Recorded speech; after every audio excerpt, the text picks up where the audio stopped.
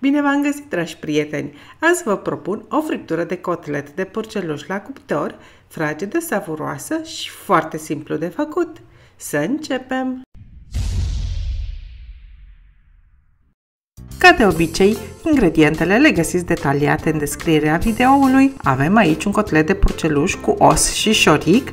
Mi-am rugat soțul să taie șira spinării între vertebre pentru a fi mai ușor de feliat când e gata.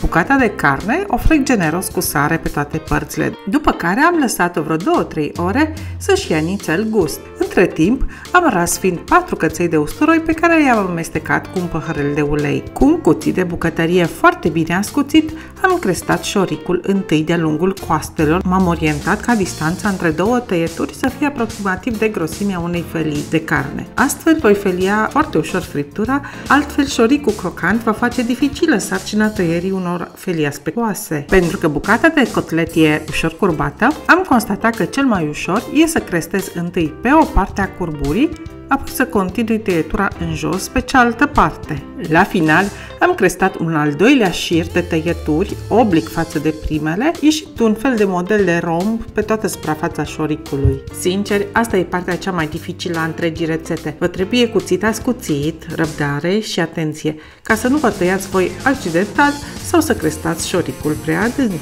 Am pus bucata noastră de carne în tavă, folosesc pentru coacere un vas termorezistent care are și capac. Cu amestecul de ulei cu usturoi am frecat carnea pe toate părțile. În tavă am mai pus 3-4 boabe de ienibahar, o lingură boabe de piper, cimbru proaspăt sau uscat de care aveți și piper proaspăt măcinat, presărat pe toată suprafața șoricului. În tavă am turnat o cană de vin alb sec. Am pus capacul să acopere vasul hermetic și am băgat totul la cuptorul preîncins la 180 de grade Celsius pentru circa 30 de minute. În acest timp am tăiat și stos de zeamă 2 lămâi verzi. Puteți folosi în loc lămâie galbenă, dar eu găsesc limetele ca având o savoare de prospețime mult mai subtilă și mai plăcută decât tradiționala lămâie. După o jumătate de oră la cuptor, am scos friptura, am înlăturat capacul, atenție să nu vă ardeți de laburii fierbinți ce ies din vas, și am stropit-o atât pe o parte cât și pe cealaltă cu zeamă de lămâie verde.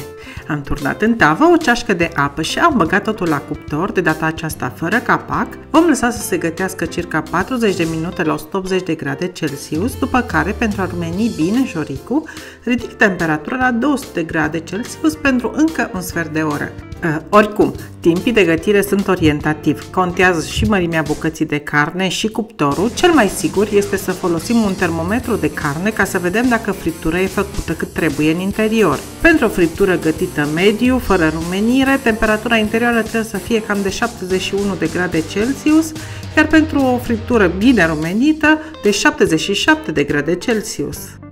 Fripturica noastră este gata. După ce o scoatem de la cuptor, o lăsăm să se așeze pentru 20 de minute, după care se poate servi.